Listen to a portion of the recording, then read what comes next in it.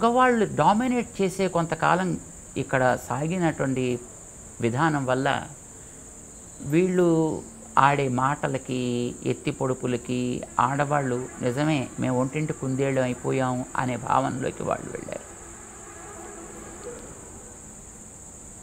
ఇది తప్పు రెండు వైపులా ఉంటుంది. ఎప్పుడు రెండు చేతులు కలిస్తేనే చప్పుడు వస్తుంది, ఎప్పుడు ఒకవైపు నుంచి ఎప్పుడు చప్పుడు రాదు. సో కొంత తప్పు వీళ్ళల్లో ఉంది, కొంత తప్పు వాళ్ళల్లో కూడా ఉంది. కానీ ఎక్కడైతే బాధ్యతను గుర్తించినటువంటి వ్యక్తులు ఉన్నారో అక్కడ కుటుంబ వ్యవస్థ చెడిపోలేదు.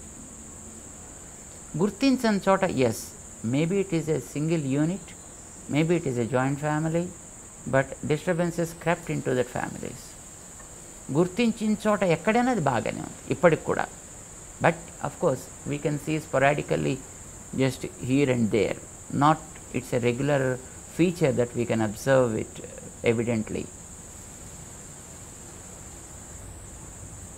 కుటుంబంలో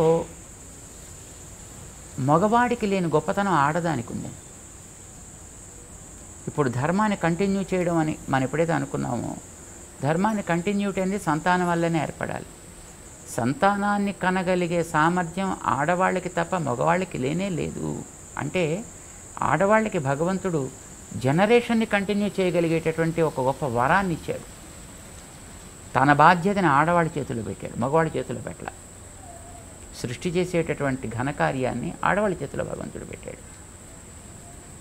మరి ఆ చేసినటువంటి సృష్టిని సమర్థవంతంగా తర్వాత జనరేషన్గా అందించాలి అని అంటే it needs a lot of things to be attended to.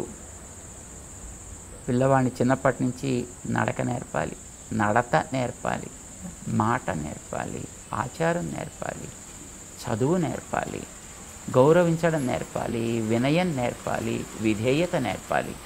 So ఇవన్నీ దాంట్లో నీడ్స్. ఇవి ఇంత బాధ్యతని ఆఫీసులోకి వెళ్ళి ఉద్యోగం చేసి సంపాదించే డబ్బులతో మనం తేలేం.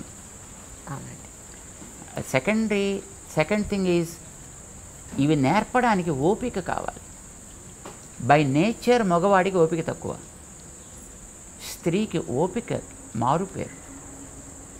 అందుకోసమని పిల్లల్ని కనడం సరే, అది వాళ్ళ మీద బాధ్యత కాదు, అది వాళ్ళకి ఇచ్చిన వరం, అది వాళ్ళకి మాత్రమే ఇచ్చిన వరం కనుక అది ఎలాగో వాళ్ళే చేయాలి. పెంచేటటువంటి ఓపిక కూడా మగవాళ్ళు లేదు కనుక ఆ బాధ్యతను కూడా వాళ్ళకే పెట్టారు. కానీ వాళ్ళ ఆ బాధ్యతలో ఉన్నారని వాళ్ళకి కావలసినటువంటి సౌకర్యాలు, వాళ్ళకి కావాల్సినటువంటి ప్రొటెక్షన్, వాళ్ళకి కావాల్సినటువంటి వనరుల సమీకరణ, ఇదంతా చేయడం మిగతా కుటుంబం యొక్క బాధ్యత. సో అందులో ఈ మిగతా సేకరించి ఇవ్వడం అనేటువంటిది సూపర్ఫిషియల్ యాక్టివిటీ. ఇట్స్ నథింగ్ పెద్ద రెస్పాన్సిబిలిటీ యాక్టివిటీ అయితే కాదు. ఇప్పుడు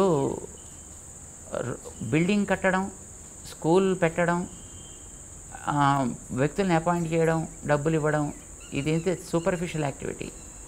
అందులోకి వచ్చిన పిల్లవాడిని తయారు చేయడం is a more responsible activity. అది టీచర్ లోపల చేస్తాడు ఆ పని.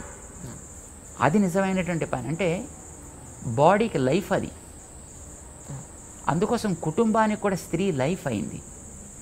అందుకోసం మన శాస్త్రాల్లో నా గృహం గృహమిత్యాహు గృహిణి గృహముచ్యతే. ఇంటిని ఇల్లు అనరు, ఇల్లాలుని ఇల్లు అంటారు. అందుకే ఆవిడ పేరు ఇల్లాలు. ఇంటిని ఏలగలిగినటువంటి ఆమె అని ఆవిడికి పేరు పెట్టారు. వీడికి కాదు. వీడు వస్తాడు, పని చేస్తాడు, కూర్చుంటాడు, తింటాడు, పడుకుంటాడు, మళ్ళీ పోతాడు. కానీ బట్ ఆవిడ ఇంటికి ప్రాణం పోసేటటువంటిది. ఈ బాధ్యతని గుర్తించి ఆవిడకి ఇవ్వాల్సినటువంటి మర్యాద, గౌరవము ఇచ్చి ఉండాల్సింది. కానీ చాలా చోట్ల సమాజంలో అది కోల్పోయింది. దాంతో ఆవిడలో ఒక రకమైనటువంటి అసంతృప్తి, ఒక రకమైన తీవ్రవాద ప్రవృత్తి ఏర్పడ్డాయి. సో అది వికృత రూపం ధరించింది ఇప్పుడు ఈవేళ. ఇప్పుడు స్త్రీ బయటికి రావడానికి అభ్యంతరం అయితే ఏం లేదు. తన బాధ్యతను తాను గుర్తించి బయటకు వస్తే పర్వాలేదు. కానీ బాధ్యత తెలియకుండా స్త్రీ బయటకు వచ్చిందనుకోండి, she will be in trouble కదా. ఇప్పుడు స్త్రీ అనేది ఒక తమలపాకు లాంటిది అనుకోండి. తమలపాకును మనం బయట పెట్టచ్చు, కానీ గాలి గట్టిగా వీస్తే అది చిరిగిపోయే ప్రమాదం కూడా ఉంది కదా. So when you are bringing such a delicate stuff to the open yard, you should take precautions to see that it is also able to retain the ups and downs that are happening in the society. Exactly. ఇప్పుడు ఈవేళ మనకి సమాజంలో స్త్రీలు బయటకు వస్తున్నారు. It is okay. వాళ్ళకి తెలివితేటలకి లోటేం లేదు, ఆలోచనకి లోటేం లేదు. కానీ తమని తాము నిగ్రహించుకునేటటువంటి క్యాపబిలిటీ అన్ఫార్చునేట్లీ లేదు.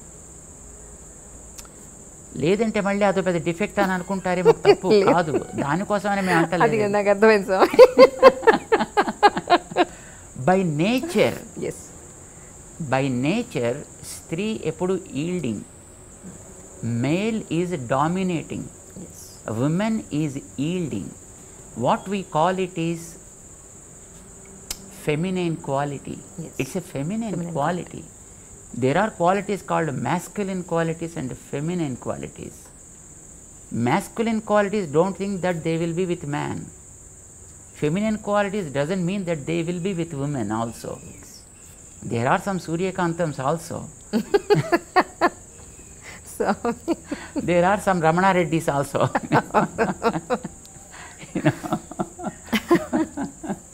రమణారెడ్డి, రేలంగి ఏదో కొంతమంది ఉండేవారు ఇదివరకు. మా చిన్నప్పుడు ఎప్పుడు మాకు జ్ఞాపకం.